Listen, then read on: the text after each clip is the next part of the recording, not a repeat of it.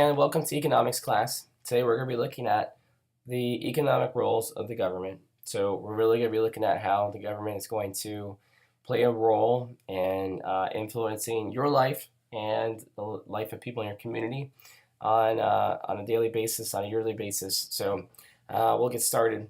Just to point out these two political cartoons that are here on the left and right at the top of your slide here. This person here who represents business is reading a headline about how workplace ergonomic standards are proposed, and he's just kind of wondering what that's all about because he feels so overburdened by the government. And then over here on the right is just a little jab at kind of how expensive sometimes it really is. Where these two people who look to be former people who lived in the USSR, the United Soviet Socialist Republic back in the day. And they're saying that communism was waiting 2 hours to buy bread, but capitalism is waiting 2 years to be able to afford it. So sometimes things don't exactly work out the way you'd like it to, but just kind of depends on how restrictive or how unrestrictive the government is in your life. So let's get started. All right, so the government rules industry. The first one's going to be regulations. So as you're looking at your notes here, you may realize that there's a whole column for definitions. So once we're done with going through this presentation, you'll want to go back to Quizlet and fill in those definitions because that will fill in the rest of your notes and also give you good direction on how everything else is going to kind of match up here with our unit here with government. So regulations, just a question for you really. So do you think regulations like seatbelts and pure food are needed? So I don't know, give you guys just a second here to think about it. And just a few thoughts that I have, maybe you're thinking of these already, but what happens if there were no rules for having a seatbelt on? What do you think would happen to people? Chances are fewer people would wear seatbelts, and probably eventually not very many people would. And if you kind of go the next logical step forward, what happens to people in accidents? You probably have a lot of people flying through the windshield. So unfortunately, that would result in higher fatalities and car crashes.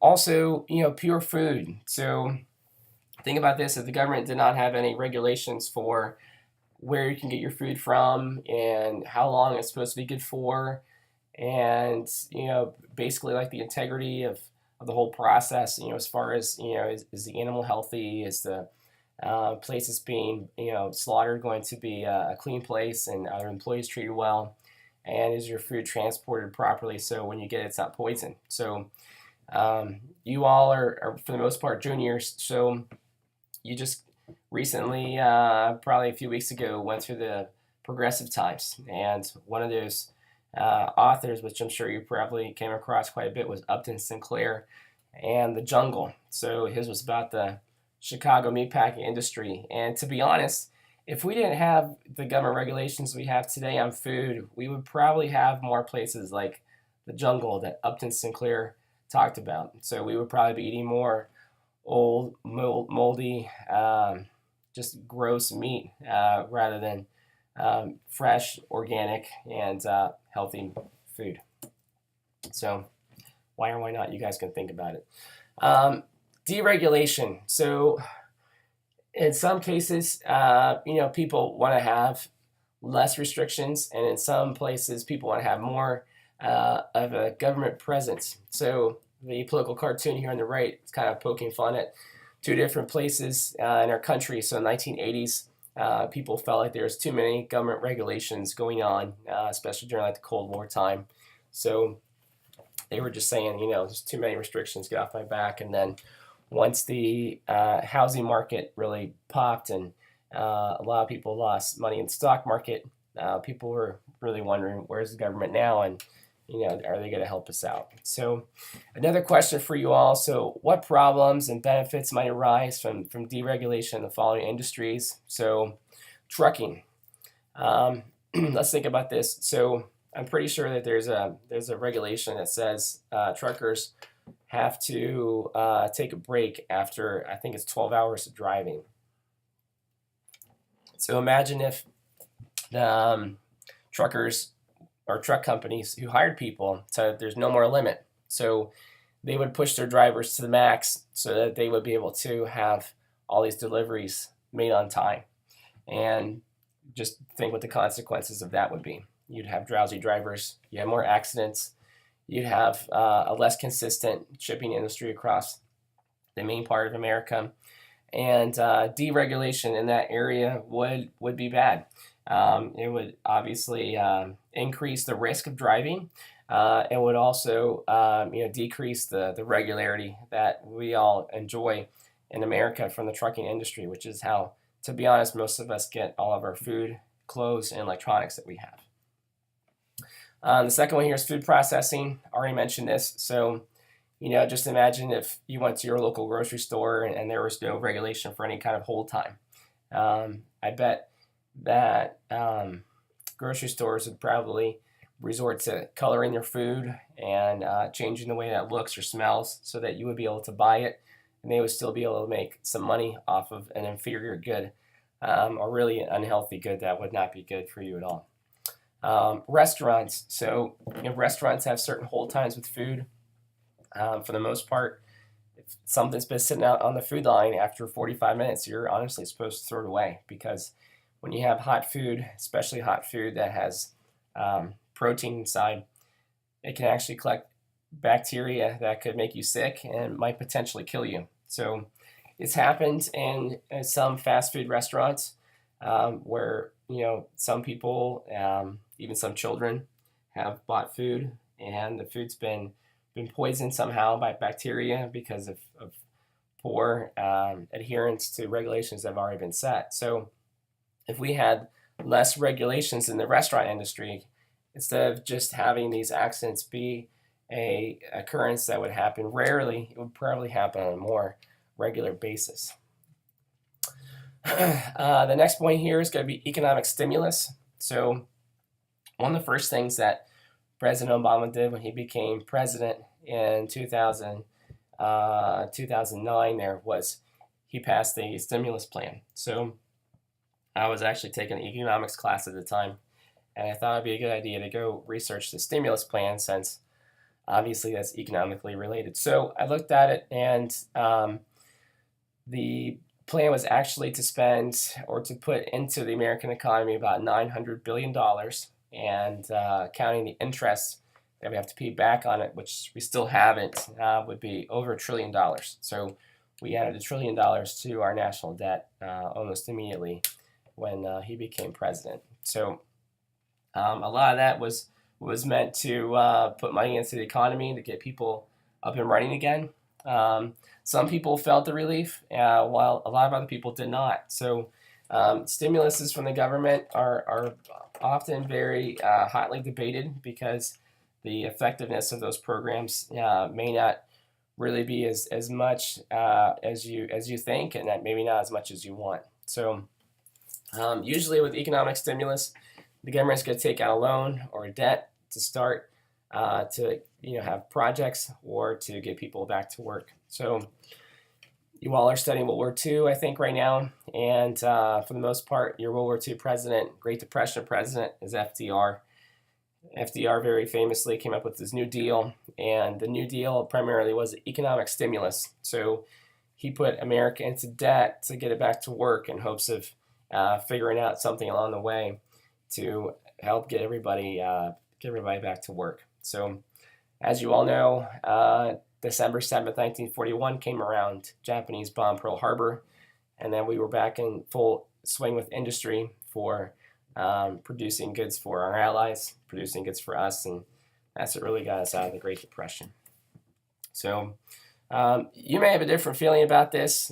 Just trying to explain it strictly from a dollars and cents point of view. So stimuluses do help some people, while stimuluses really don't have much of an effect on others. So it's hard for the whole federal government to make sure that everybody gets their fair share of the pie, when it's hard to allocate funds to people who need it, because not everybody's going to be eligible for or have an exact need for what's being offered to them.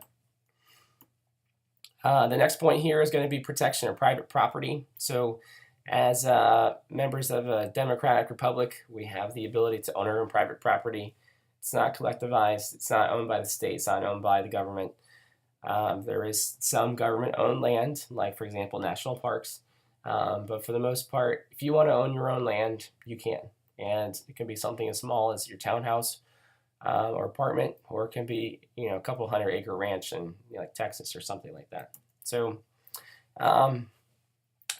question posed to you here is, why do you think it's the government's job to protect private property? Or do you disagree? Or would you rather it be completely owned by the state and then more or less you just kind of rent it from the national government? Just kind of depends on what kind of government you like to have set up. A more free market state is going to be less dependent on the government and more dependent on private citizens making the right decision. A more socialized or a more government dependent state is going to rely on the government making the best decision for the people. So let me kind of cover this point. Moving on here, protection of common resources. So you really got to weigh what's best for you, what's best for all people. So do you think that individuals and corporations would treat common resources better or worse if the government didn't oversee their use? It's really divided. If you had no speed limits whatsoever on the road, I think for the most part you'd have a lot of people racing down the road all the time. You might have a few safe drivers, might have a few scared drivers, but for the most part you really wouldn't have rules to follow, so people would just kind of do whatever they wanted to do. If you had, if there wasn't any regulation on whether or not people had to pay property taxes, and if people weren't able to really give their money. Where am I going with this? What I'm trying to say is that if people were not mandated to pay taxes, they wouldn't pay taxes, and if people were not mandated to pay taxes, then the government would not be able to provide services to you. And if the government is not able to provide services to you, you probably won't have the ability to have them. So, for example, like the public school system, that's funded by property taxes. Or the fire department. If you had to hire your own fire department, how good would that be? How would you be able to oversee them? If you had to hire your own police department, so how would you oversee that as well? So you just have to think about the common resources that you have as a result of the government kind of providing those for you, as opposed to private industry providing that for you. In some cases, it's the government would be a better idea. In some cases, it would be the private industry. So it's just really dependent on your situation and what exactly you need in your community. Preventing something called the tragedy of the commons. So tragedy of the commons is really an old English term. And the commons was an open area of farmland that was not divided. And it was not divided because people had access to this whole land whenever they wanted to. So they could let their sheep graze there, they could drive their cattle through there, they could walk through there, transport things through there. So it was really able for people to use publicly. And if you have a tragedy of the commons, you're basically going to be taking that away from people due to, for example, like up here in the top right, like overfishing. So, the seas are supposed to be common to people, especially seas that are close to America. Those are supposed to be available to all Americans. And, for example, the fish that live in there. So, like this comic says, give a man a fish, he eats for a day. Teach a man to fish, he eats for a lifetime. Overfish, and soon no one eats. So it's good to fish, and it's good to provide that to people, but you want to have a healthy balance, and you want to be able to respect the environment that you live in so that people are able to enjoy it for generations to come. And then right below it, if you really don't take care of your commons, then you're going to run into a really severe scarcity situation, and that will only make matters worse in your community for the long haul. So you can probably think of where or when you've seen tragedy of the commons occur in your own life. And I don't know, maybe you've seen an area of land, or I don't know, something that you really enjoyed seeing, or park or something like that, and then all of a sudden there's a new office building going up or a new housing division going up or whatever it is. So sometimes that common land or those common resources that you really like are going to they may be taken away, or they may just disappear. Um, just one kind of a little bit random point, but it would be a tragedy of the commons. From my understanding, there's only one type of banana or one species of banana left in the world, and all the other species have since been eliminated due to disease. So there actually is another disease that is attacking the bananas that we have right now, and scientists are working to come up with a way to stop that. But it would be a real tragedy of the commons if there are no more bananas, and people would not even know what a banana is, and would just be something to read about in a history book. So just something to think about.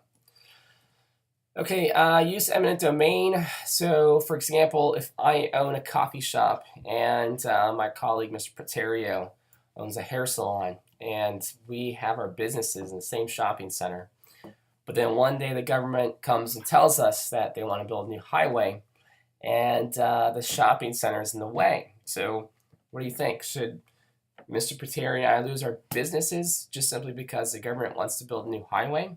What about our livelihoods? And what about the work that we've done to establish our business? So, depending on who owns the actual shopping center, if we simply rent the place, it would not be up to us to make that decision, and we would have to be forced to move. If we had like our own little private shops and the government had to buy us out, we have to decide if we were going to take the bid or not. If we didn't, we could get a better offer. If we didn't, we may even get a worse offer because it just depends on how many of the other people are going to accept the offer of the business. So here's a quick video for you all that I want to show you eminent domain. So I'm going to start this on this link, so we'll just watch this through and then we'll move on to our next slide.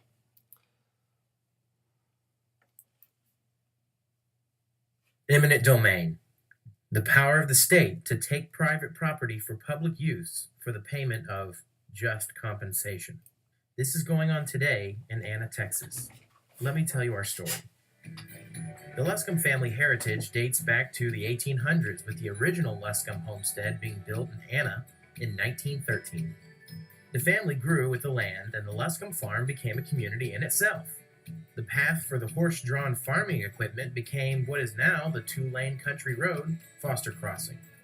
Our family heritage embodies the spirit of Anna, Texas, which is pictured in Anna's logo, a grandmother pointing to a star to signify heritage, history, and family roots. In 2004, the city, county, and a developer made a handshake agreement with the Luscombe families that when it came time to widen Foster Crossing Road, it would be done behind the homes instead of through them. In late 2016, the city approached us to secure a waterline easement agreement. It was in that meeting we learned the city had reversed the 2004 agreement, and the road is scheduled to go between our homes again. The city refuses to acknowledge the road has anything to do with the waterline easement. However, there is a reason they moved the road back between us, once again putting our families at risk. We are concerned for ourselves, as well as for the history, heritage, and legacy of Collin County, which is at risk as well. Because we are not being given an opportunity to present our concerns, we have decided to grant ourselves the right to fair and equal representation, and ask you to join us this Sunday, March 19th. So anyway, that's an example of eminent domain gone wrong, and these people are going to obviously be asking for help to not have their homes have a road run through it. So let me get back to our presentation here.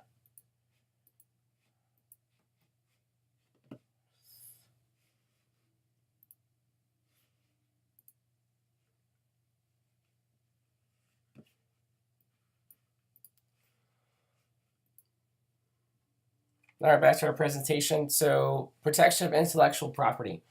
The protection of intellectual property has to do with securing patents, copyrights, trademarks, any kind of really ideas that you may have that you don't want to have someone else take from you. So, for example, if I get a patent on my idea for a new teacher cart, um, I'm not going to want anybody else to have this idea first because I want to have a chance at selling it and see if it's really going to work. So I have to come up with some plans and I have to submit it to the patent office. I think I have to pay about $5,000.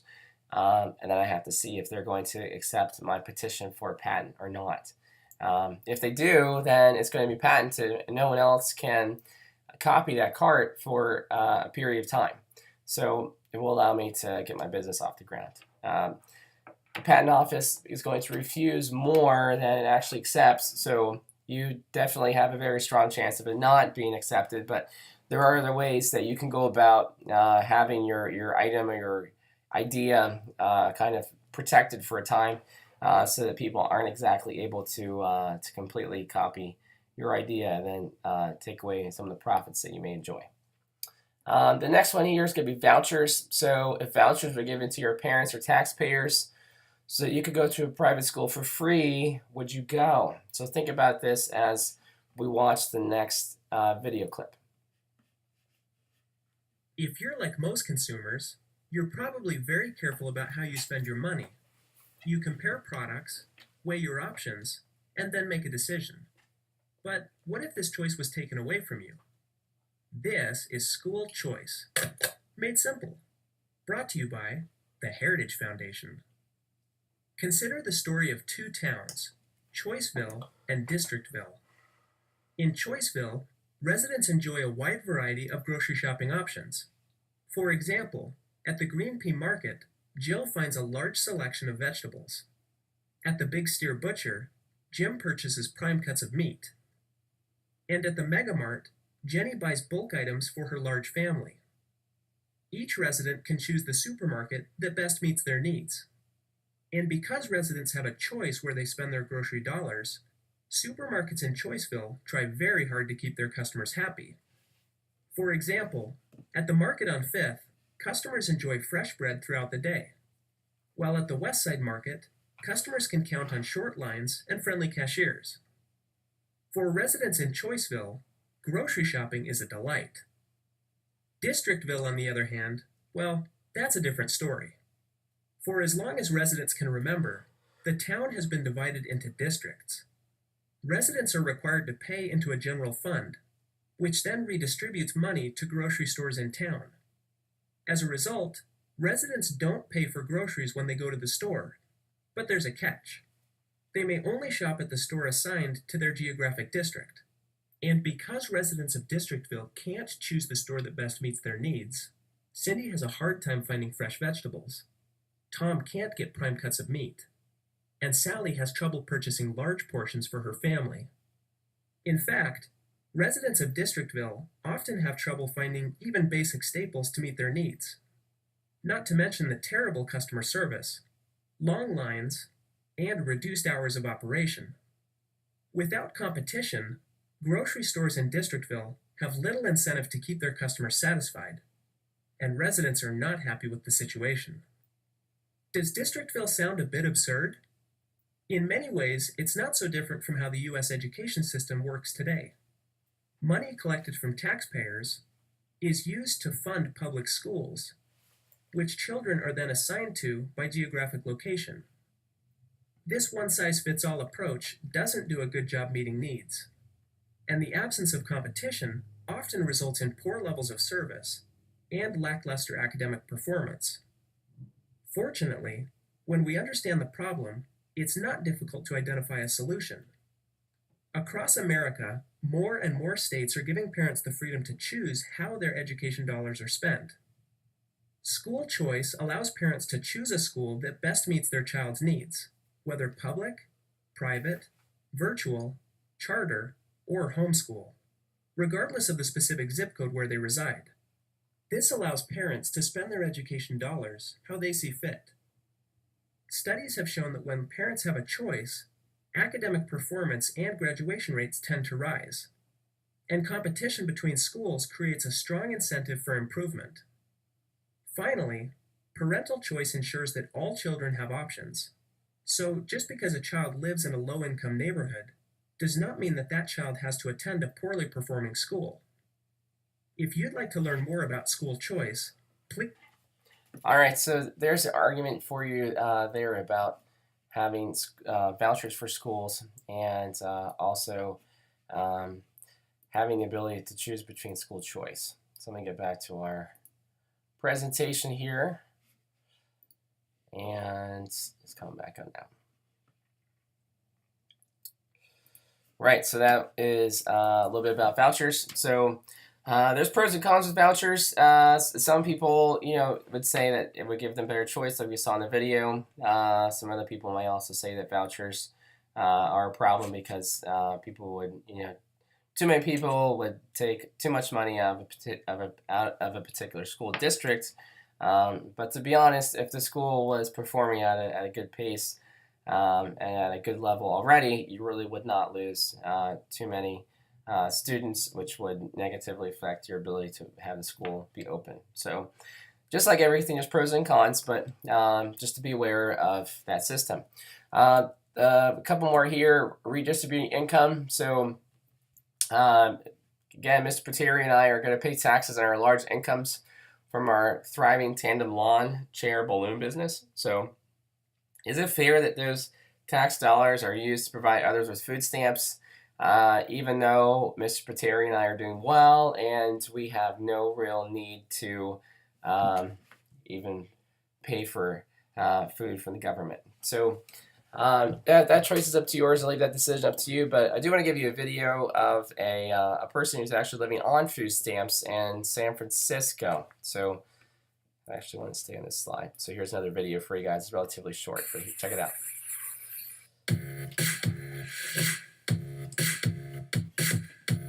I'm Sarah Nolan. I'm 24 years old, and I serve as an AmeriCorps Fellow at Habitat for Humanity. I make $19K over 11 months.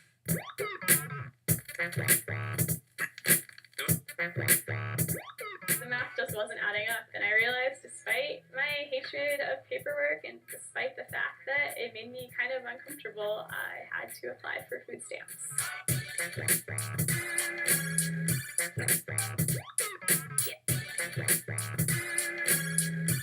I just dished out way more than 99 cents on Tuesday. Yeah. It's pretty good.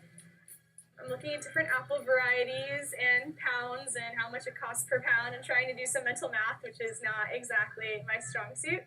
Where'd you go shopping yesterday? I went to Trader Joe's. I also went to the farmer's market, which you can shop at the farmer's market on food stamps. Really? Yeah. So you're looking at price. I'm looking at price, and it's sort of I have this desire to buy organic. I agree with it too, but also, occasionally I'll buy stuff and I'll take the stickers off so my roommates don't know one way or the other if it's organic or not. They're gonna get mad at me if it's not organic. Can you even buy organic vanilla extract? I can go comparison shopping. If I was like the head of a household and I was really busy and I was working 2 jobs, multiple shifts, I think it'd be way harder to eat healthy. Were there things that were like you thought of as luxuries before that now you can get? Did you Yeah, ever oh splurge my on gosh, anything? I bought goat cheese yesterday. It was really exciting. I think it's a big conundrum. It's not just solved by like having enough money for food. So food stamps get you part of the way there, but it's hard.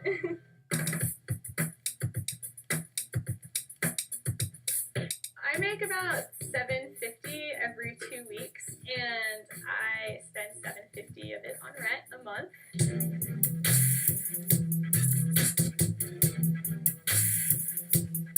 I mean, a lot of people will say, well, you have a degree from Duke University. You could easily be making a salary way more than $19,000 a year and not being on food stamps. What do you say to that? I felt really bad about being on food stamps for a while. They're just for people who really, really need it, I thought, and I'm like living this flippant lifestyle in San Francisco. Do you think you really, really need it? Well, yeah, and eventually I just sort of realized that even though I'm 24, like, I still have responsibilities. I still have like hopes for my future, and if I need to be on food stamps to make that happen, then maybe I do really need it.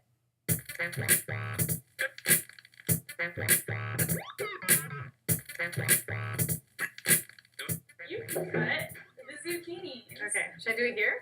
Yeah, go for it. So I'm sort of torn because I am like using the same services a lot of our beneficiaries, people that I work for at Habitat, but like it's strange to be in the same programs that people I'm helping are in, and I feel like did I really succeed with my Duke degree if I'm at this point?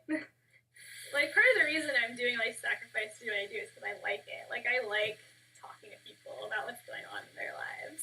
Like it more than selling people furniture, which is what I did last year.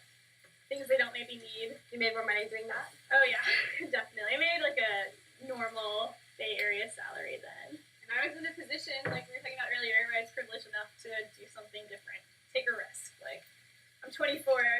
There's definitely real stuff at stake. Like, I shouldn't be complacent in a job I don't like, but I can still fail a couple more times and hopefully figure it out from there. Do you consider yourself part of the working force? Yes, I am working and I am currently low income. I think the difference for me and a lot of other millennials is we see it as transitory. Like, I have more friends than I initially would have thought that are on food stamps or couch surfing instead of living somewhere. A lot of people make sacrifices to sort of be on the right path, and sometimes it takes you to these sorts of places where you're on food stamps. What is a food stamp? First thing is, these days they're not actually stamps, but government debit cards. They're given to people with low income to buy an average of $125 worth of food per month. All right, there you go. There's a little bit about food stamps. So a good example of someone who's actually going through that process of spending money and allocating their funds that they earn every month to just make ends meet. A couple more, actually the last one here is going to be unemployment. So providing unemployment insurance. If you lose your job, it's not your fault. You were laid off, or the business you were part of restructured itself, or for whatever reason, you just simply lost your job and you weren't fired or you weren't committing a crime, then you would be able to be approved for unemployment insurance. So, for example here, what do you guys think? If I had a job in the NFL and I collected an unemployment check for the government for 99 weeks, do you think this is going to be fair for me to be able to collect that? Some of you may think yes, some of you may think no. So some of you may think yes because I had a job, so I got laid off and I should be able to collect it. Some of you may think no because while you were in the NFL, you were probably making at the minimum like $450,000 a year, which is more than way more than the average American. So why should you receive some kind of benefit? This is the last video I have for you guys. Once we're done watching the video, we're going to be done with our presentation for today. So following this, you can go back on Quizlet and you can make sure that your vocabulary terms are filled in. Once you do that, you can move on to the next line item on your agenda, and there's a number of things to work on. You can look at this article, actually 3 articles that have to do with different roles of the government. One's on 66, one's on Fire Station at Aldi, and I forget what the third one is, and then the other one has to do a lot with kind of how the government influences other different aspects of the economy. So here's our last video for you, and then we'll move on.